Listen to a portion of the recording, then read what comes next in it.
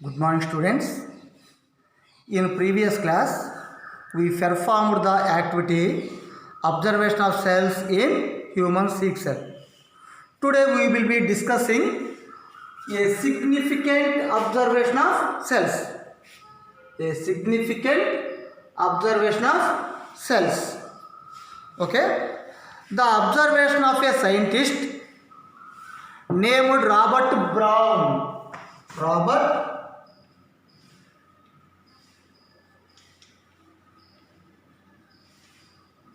Brown. He was a very popular scientist.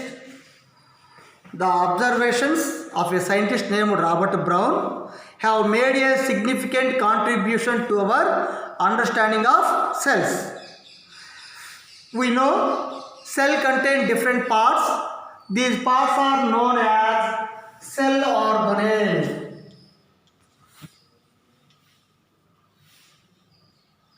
Cell organelles. In these cell organelles, nucleus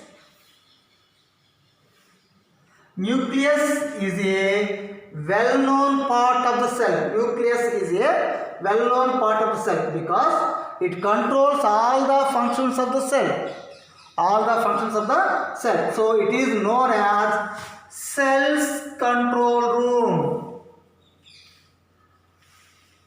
Cell's control room. Nucleus is also known as cell's control room because it controls all the functions of the cell. So nucleus is the well-known cell organelle present in the cell. Okay. Through it is generally believed that Falciparum, very very important. Falciparum and other scientists first saw the nucleus in the epithelial cells of the organisms in the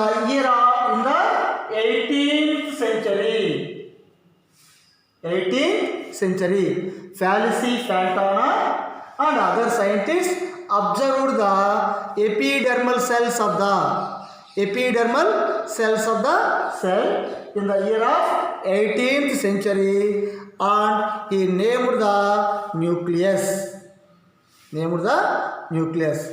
Epithelial cells are present in outermost layer of the animal body.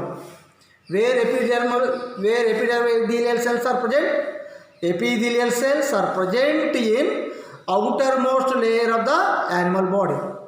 But the credit for observing the nucleus is different kinds of cells and recognizing that it was an integral part of the cells goes to Robert Brown. First nucleus ni observe చేసింది epithelial cells లో Falciparum and other scientists in the 18th century. But ఆ credit అనేది ఎవరికి వెళ్ళింది? Robert బ్రౌన్కి వెళ్ళింది. But the credit for observing the nucleus in different kinds of cells and recognizing that it was an integral part of the cells goes to Robert Brown. While observing the cells in the epidermis of orchid leaves. Orchid is one type of flowering plant. In the leaves of orchid, Brown noticed a near circular spots that was slightly more opaque than the surrounding cell organelles. We know which substances are opaque, which substances are transparent, and which substances are translucent. Nucleus is a opaque substance structure than the surrounding cell organelles. Robert Brown claimed that this structure was an integral part of the cell. Robert Brown called the structure was an integral part of the cell. It is called nucleus. He found the nucleus in the year of 1831. 1831 లో ఈ nucleus ని Robert brown find out చేయడం అనేది జరిగింది. అయితే ఇప్పుడు 1665 in the year of 1665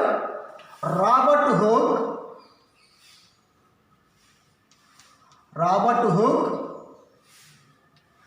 observed the cells in the cork. అంటే Robert hook 1665లో కార్క్లో సెల్స్ని observe చేసిన తరువాత సుమారుగా 150 to 175 ఇయర్స్ 150 నుంచి 175 సంవత్సరాల తర్వాత ఈ రాబర్ట్ బ్రౌన్ న్యూక్లియస్ని 1831లో అబ్జర్వ్ చేయడం అనేది జరిగింది. సెల్స్ని 1665లో రాబర్ట్ హుక్ కార్క్లో అబ్జర్వ్ చేశారు.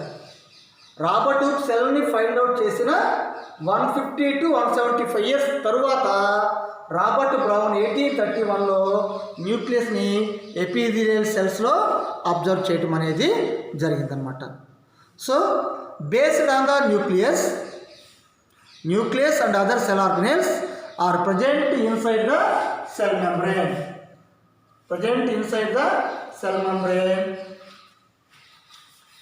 Membrane. and cytoplasm. Based on the nucleus, cells are mainly classified into two types. They are, first one is prokaryotic cells.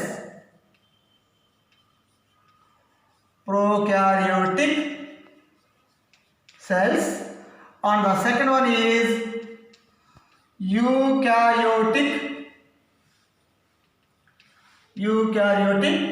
cells. Robert Brown observed nucleus in the year of 1831.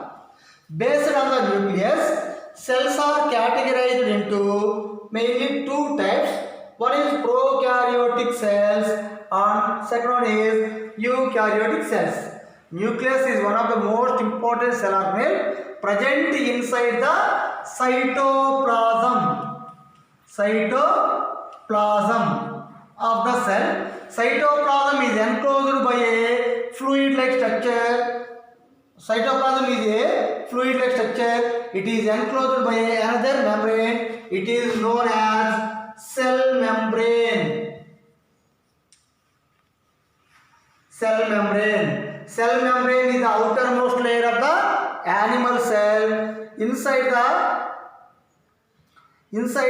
Cell membrane is the outermost layer of the animal cell. In plant cells, another membrane is present over the cell membrane. It is known as cell wall. Cell wall is the outermost layer of the plant cell. Cell membrane is the outermost layer of the animal cell. Inside the cell membrane, there is a fluid-like structure is present. It is known as cytoplasm.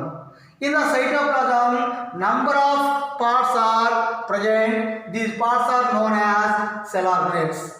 In these cell organelles, nucleus is the well-defined part. So, based on the nucleus, cells are categorized into two types. One is prokaryotic cells and second one is eukaryotic cells. Which cells are known as prokaryotic cells? Some cells does not contain nucleus and other membrane bound organelles. So these cells are known as prokaryotic cells. What are the examples of prokaryotic cells? The examples of prokaryotic cells are bacterium,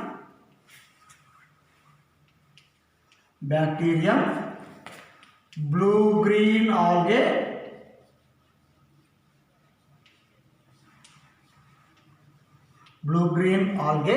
and cyanobacteria. These are the examples of prokaryotic cells. Bacterium, blue-green algae, and cyanobacteria are the examples of prokaryotic cells. And the second one is eukaryotic cells. Eukaryotic cells contain nucleus and other membrane bound cell organelles. These cells are known as eukaryotic cells. What are the examples of eukaryotic cells?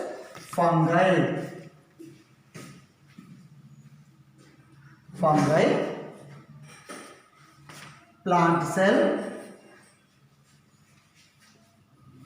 and animal cell. Animal cells are the examples of eukaryotic cells.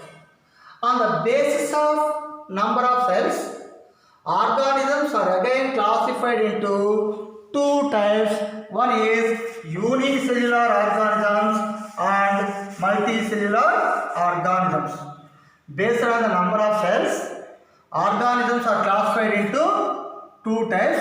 One is unicellular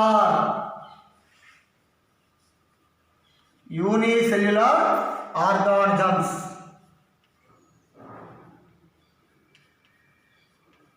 and the second one is multicellular organisms. Multicellular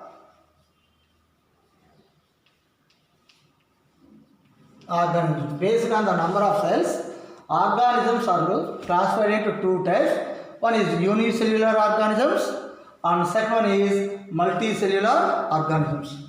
Unicellular organisms contain only one cell. So these organisms are known as unicellular organisms or single cellular organisms. Single cellular organisms. What are the examples of unicellular organisms or single cellular organisms? Amoeba.